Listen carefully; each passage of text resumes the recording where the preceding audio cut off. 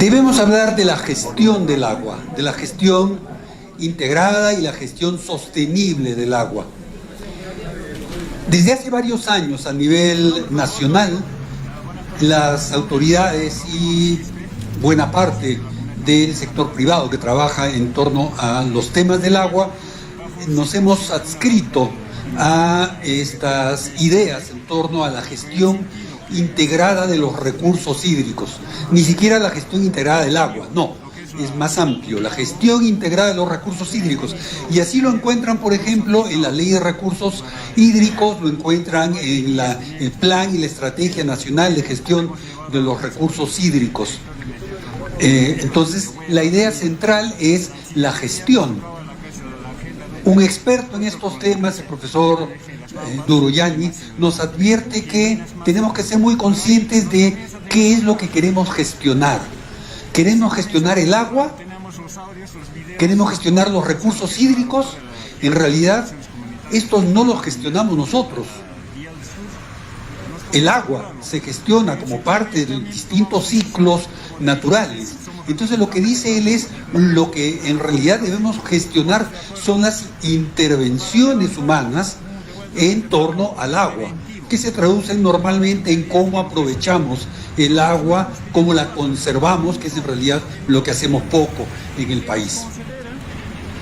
Y la gestión tiene que ver con un elemento humano entonces, y es importante recordar, y de ahí la diapositiva hacia el extremo derecho que ven ustedes, en cómo gestionamos un recurso tan importante en una sociedad que tiene diferencias tan grandes. Ahí en la fotografía, aunque no se ve muy claramente, pero se quiere enfatizar un poco la diversidad racial, ¿no? Pero el nuestro es un país realmente complejo. Miren ustedes, esta es una diapositiva de la ANA que nos dice, en resumidas cuentas, que donde más agua dulce disponible tenemos en el país es donde menos gente hay.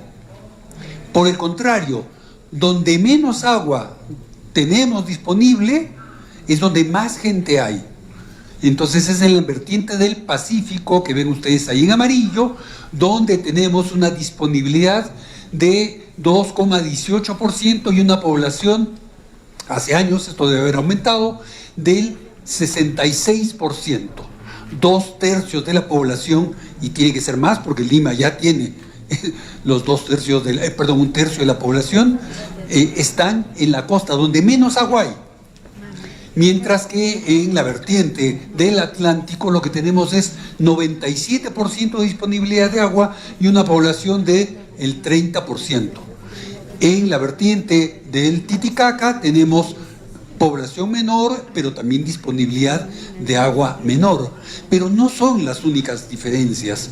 Por ejemplo, la costa norte del Perú, y ahora que hemos tenido Niño y que hablan de inundaciones, que hablan de lluvias muy intensas, es la misma región natural, la misma costa que Tacna, que Moquegua, que tienen problemas de estrés hídrico, y no de ahora, de mucho tiempo. Pero además, estamos hablando, y se dijo también en una mesa anterior, estamos hablando también de distintas prácticas, de distintas formas de usar, de aprovechar el agua, y de distintas culturas, de distintos idiomas. Se nos saludó en Aymara aquí hace un rato, muchos de ustedes que hablantes dirían, ¿qué está hablando? ¿No? Tan cerca como la misma región macro sur. Pero vamos adelante. Y entonces me piden presentar el marco normativo relacionado con la gestión del agua. Y este no es otro que el que ven ustedes ahí en la pantalla. Este marco normativo tiene en primer lugar a nuestras normas constitucionales. Luego tenemos normas de desarrollo constitucional que son leyes marco. Voy a mencionarlas rápidamente. Y después la legislación especial. Nuestra legislación especial está compuesta sobre todo por la Ley de Recursos Hídricos, que reemplazó a lo que muchos de ustedes conocieron, la Ley General de Aguas.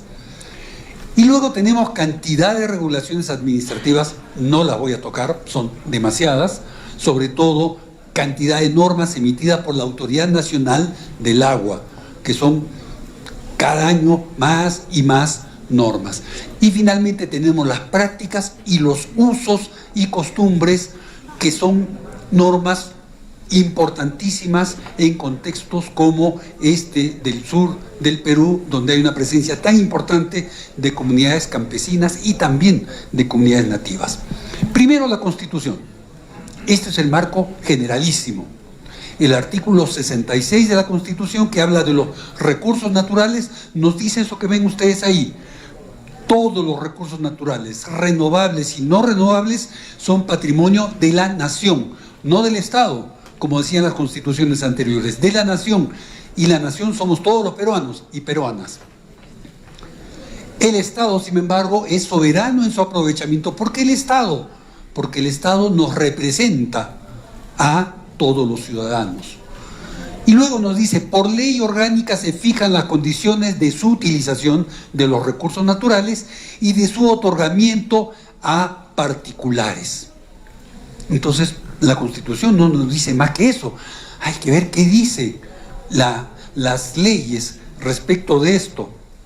Y entonces, y tenemos un artículo más, y es un artículo nuevo, tan nuevo que tuvieron que ponerle otro número.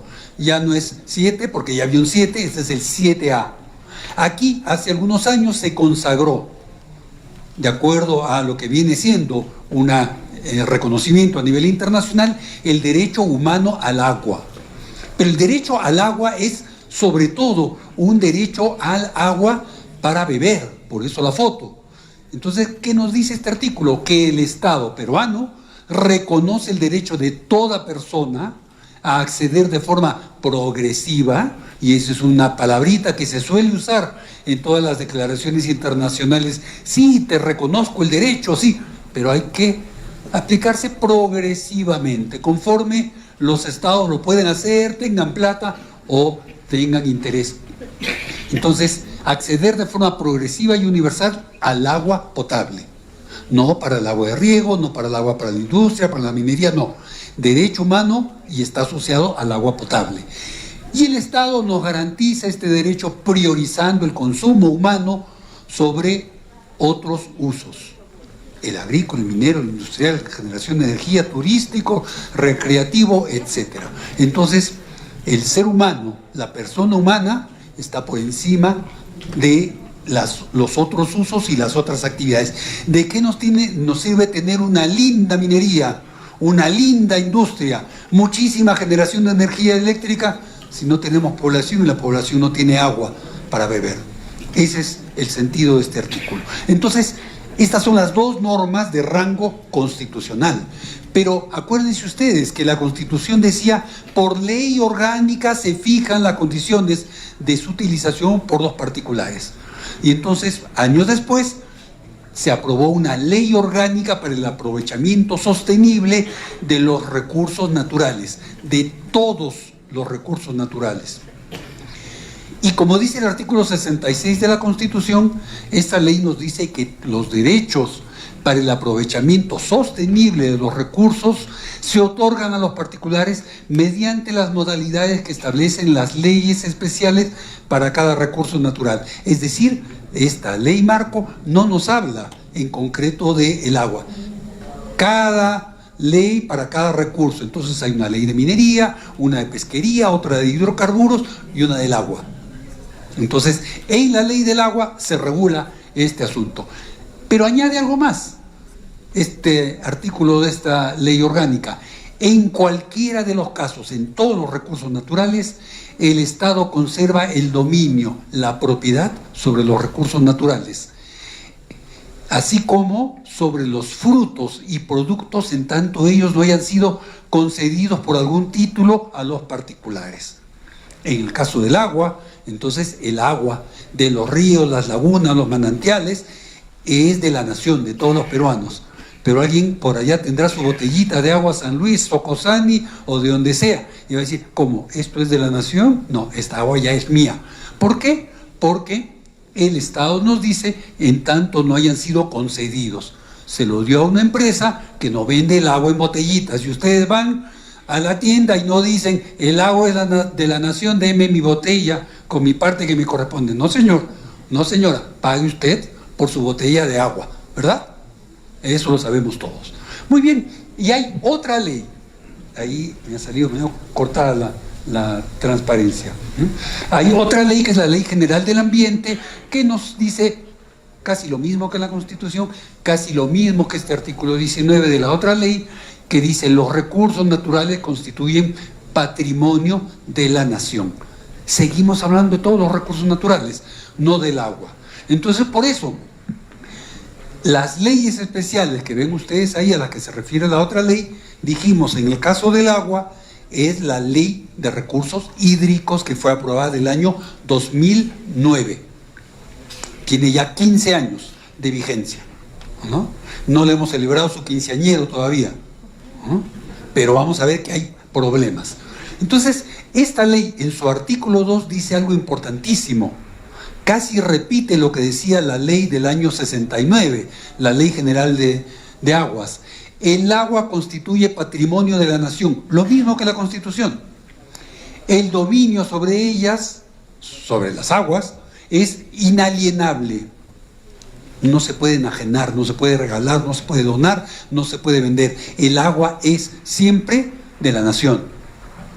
E imprescriptible, por mucho tiempo que alguien diga, yo hace 20 años, 30 años, 40 años, desde la época de mi bisabuelo, yo uso el agua. Por lo tanto, es mía, nadie me la ha reclamado. No, señor, es igual que las tierras de las comunidades campesinas, imprescriptible, no prescribe.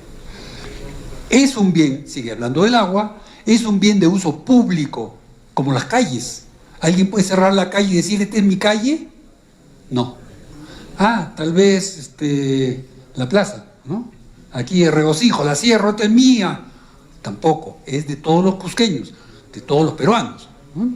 Entonces el agua es un bien de uso público y su administración solo puede ser otorgada y ejercida en armonía con el bien común, la protección ambiental y el interés de la nación. Y por si a alguno le quedó una duda, se repite lo que dice la Constitución. No hay propiedad privada sobre el agua. Nadie puede decir, esta es mi propiedad. Claro, de su botellita de San Luis, San Mateo, Socosani o lo que fuere. La ley es relativamente amplia, no me voy a detener ahí, ¿no? En el contenido. Solo quiero señalar que, a diferencia de otras normas, aquí hay 11 principios para la gestión del agua. He recogido algunos de los principales de esos 11 principios. Prioridad en el acceso al agua, lo que ya vimos hace un rato. Primero, el ser humano. Valoración del agua y gestión integrada. El agua tiene valor social, económico y ambiental. Gestión integrada, lo que les dije hace un rato, ya está en la ley, gestión integrada. Participación de la población y cultura del agua. Y esto, como ya hemos escuchado, más o menos lo hacemos, ¿no? Respeto de los usos del agua por las comunidades. Y a diferencia de lo que pasa en otras normas, aquí tenemos efectivamente varios artículos en esta ley que nos repite eso. El Estado respeta los usos y costumbres de las comunidades campesinas y nativas para usar el agua de acuerdo a sus prácticas tradicionales. Sostenibilidad y finalmente descentralización de la gestión pública. Dice descentralización, pero los que algo saben de estos temas diferencia descentralización de desconcentración. Y esa diferencia es importante porque a pesar de que el principio de la ley es de descentralización, la organización administrativa del órgano encargado de la gestión del agua nos dice que sus órganos son desconcentrados. Es decir, el poder, la autoridad, finalmente queda en la autoridad máxima. Y vamos rápido. Entonces, la ley nos dice algo importante. Hay una única autoridad del agua, a diferencia de la ley anterior, que decía, estaban el Ministerio de Agricultura para ver la cantidad del agua y el Ministerio de Salud para ver la calidad. No, ahora se nos dice, no, hay un único sistema nacional de gestión de los recursos hídricos. En la cabeza de este sistema está la Autoridad Nacional del Agua, la ANA. Lamentablemente no lo ven muy bien ahí. Y arribita, a la cabeza, tenemos un consejo directivo formado por varios representantes de ministerios y también de los usuarios, una jefatura, y aquí quiero hacer una pequeña precisión. La ANA, les dije, tiene 15 años. ¿Saben cuántos jefes viene teniendo la ANA hasta el momento? ¿5? ¿6? ¿7? 18. 15 años, 18 jefes. El que más ha durado estuvo en 2 momentos. Sumado a los 2 momentos son 2 años, 3 meses. Los que menos han durado, 1 mes y medio, 2 meses, ¿no? Suficiente como para conocer, sacarse su foto, que salga en una publicación bien bonita. Ya, señor, siguiente, ¿no? Bueno, y órganos de apoyo, asesoramiento y línea que tienen todas las dependencias públicas, y órganos descentralizados, desconcentrados. Las autoridades administrativas del agua, que conocemos como la AAA, y los ALA, los administradores locales del agua. Perfecto. Y ahí tenemos las 14 demarcaciones en que se ha dividido el país. 14. Miren ustedes, cada colorcito, ¿no? Y aquí tenemos en la 11ª el Pampas, Apurímac. En la 12, Urubamba. 13, Madre de Dios. 14, Titicaca. Dentro de cada una de esas circunscripciones están las triples A, y dentro de las triples A, los o las ALAS. Pero hasta el momento nos hemos olvidado, o mejor dicho, la ley se olvidó de un pequeño detalle, porque hablábamos de la gestión participativa, la gestión descentralizada. Más allá, en un artículo 25, aparecen los consejos de recursos hídricos de Cuenca. Y, disculpen, son también órganos de naturaleza permanente que integran la ANA, que se crean por decreto supremo a iniciativa de los gobiernos regionales. La imagen es una imagen también de la ANA, bastante idealizada. Se sientan en una mesa todos los representantes, todos los usuarios, de la cuenca. Están los pobladores de la parte baja, hay barquitos para hacer turismo allí abajo, allá arriba están las comunidades, están la planta de generación de energía, la agricultura, la minería, las ciudades, todo bien bonito. Pero ellos no gestionan, ellos participan, son una suerte de congreso para discutir. Pues bien, hasta ahí, y por supuesto que quedan un montón de cosas que hacen parte del marco de gestión del agua. Estoy dejando de lado, de momento, a las comunidades campesinas y nativas y a las organizaciones de usuarios de agua, sobre lo que podemos hablar también bastante. Pero, si el tema era la gestión, quiero aquí señalar algunos problemas. Esto que leen ustedes es el extracto del texto de una versión anterior de lo que finalmente fue aprobado como la Estrategia Nacional de Recursos Hídricos. Y se los voy a leer, y sobre todo la conclusión. En los últimos 30 años, y este documento tiene más de 10 ya, el Estado ha invertido alrededor de 5.000 millones de dólares en proyectos hidráulicos. Los beneficios obtenidos distan mucho de los esperados, y hoy en día el Estado busca su consecución mediante la participación de la inversión privada. Los costos de operación y mantenimiento de la infraestructura hidráulica mayor, como esa represa que ven en la foto, en su mayoría son subsidiados por el Estado porque las tarifas no reflejan los costos. Y la conclusión a la que llega el documento es: ineficaces e insostenibles inversiones en infraestructura hidráulica que han derivado en el desperdicio del recurso, del agua y también del dinero. Vamos adelante, que estamos ya con tarjeta amarilla. Muchos decían, y todavía dicen, no hay política agraria en el país. Eso no es cierto. Hay una política agraria que se mantiene desde la época de Fujimori y aún antes. Es una política que busca promover grandes inversiones para beneficiar sobre todo a la agroexportación.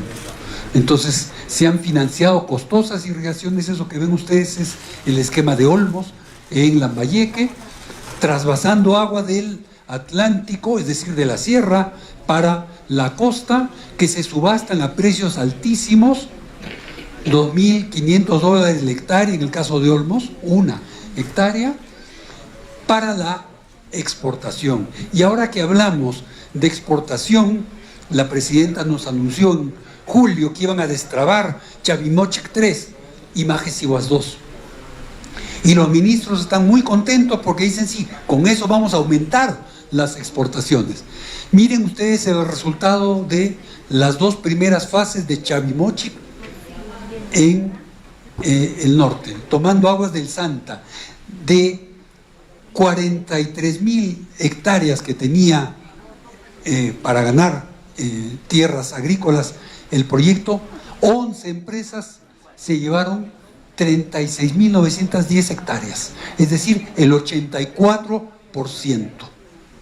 Y una cosa similar se repitió después en Olmos con 12 empresas.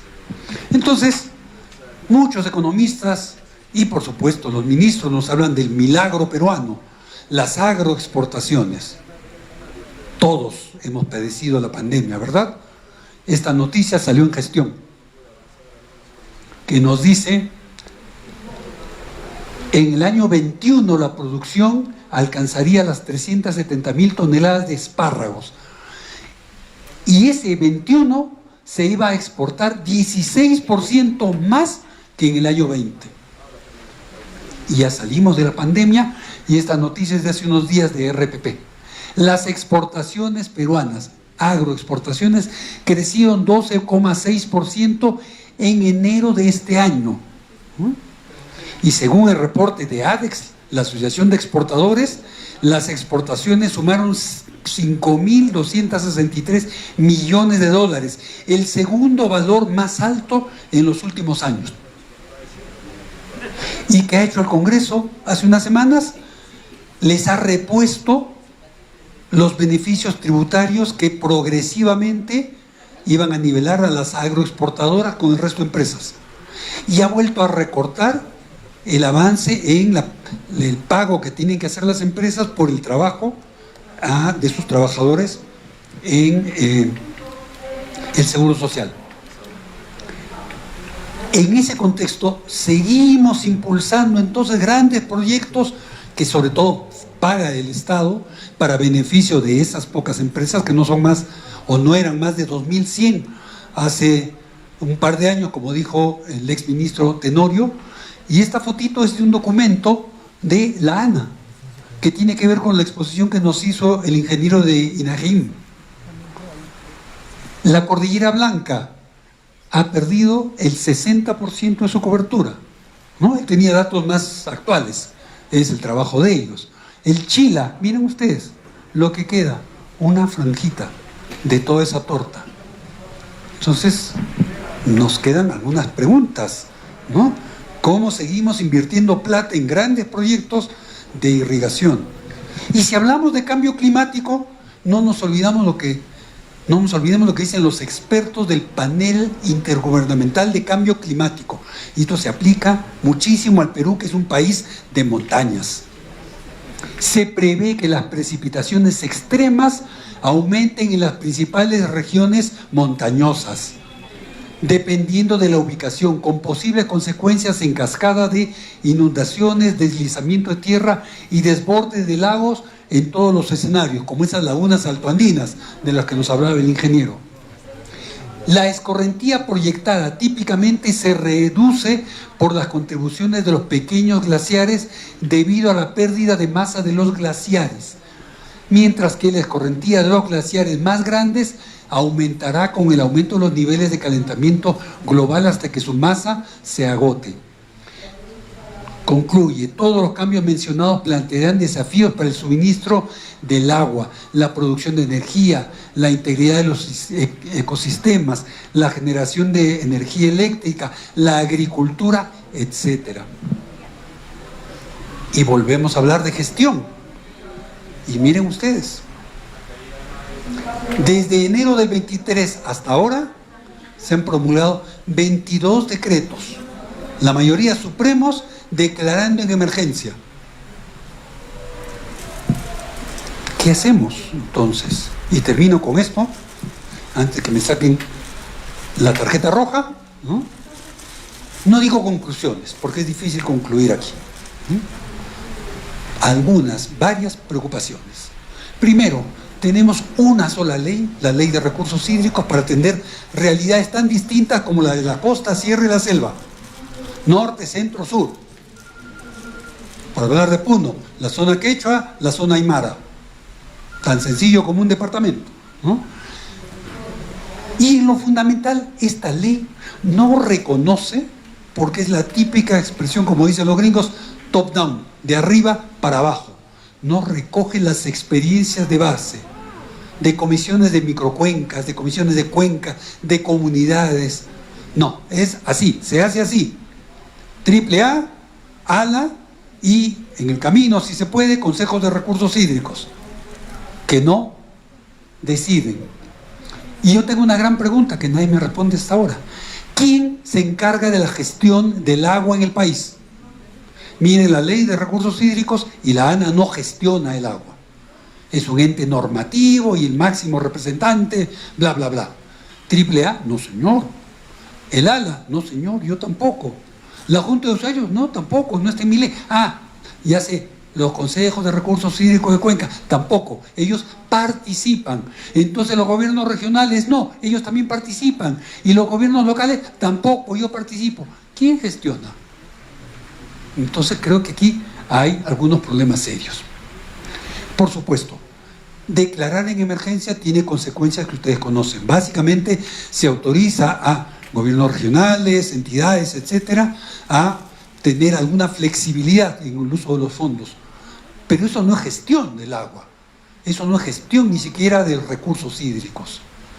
Y mientras tanto el tiempo corre, los problemas continúan y tenemos lo que hemos escuchado en la mesa, que yo me encargo de esto. Y el problema acá, no, ese se encarga el otro, yo veo esto, y ese allá, no. Y cada uno con lo suyo. Y como comentaba hace un rato, a veces en el mismo ministerio, ni siquiera las mismas dependencias del ministerio coordinan entre sí. Cada uno en lo suyo, zapanca, zapanca, como dicen en quechua, ¿no? Y el otro, no, para otra cosa. Entonces, ¿qué hacemos? El tiempo corre y seguimos cada uno en lo suyo. Y creo que es fundamental recoger entonces este llamado. Unidos por el agua, hacemos más. Separados, no vamos a nada. Habrá agua para las irrigaciones en las que vamos a invertir miles de millones de dólares y también para las poblaciones y para la agricultura, que es la principal usuaria. No lo sabemos. Lo que nos queda es, tal vez, la conocida frase de nuestro poeta César Vallejo: hay, hermanos, muchísimo que hacer, pero el muchísimo que hacer lo tenemos que hacer juntos, unidos. Si seguimos separados, cada uno en lo suyo, el problema avanza, vamos a tener menos agua porque ya vieron, los glaciares van desapareciendo y usamos más el agua para la electricidad, para la minería, etcétera. Todos para cargar su celular, ¿no? Todos quieren más energía. Ahí está lo que nos decía el ingeniero. El agua no aumenta. Es más, la contaminamos y por lo tanto tenemos menos agua, pero usamos más el agua. Muchísimo más que antes. Les agradezco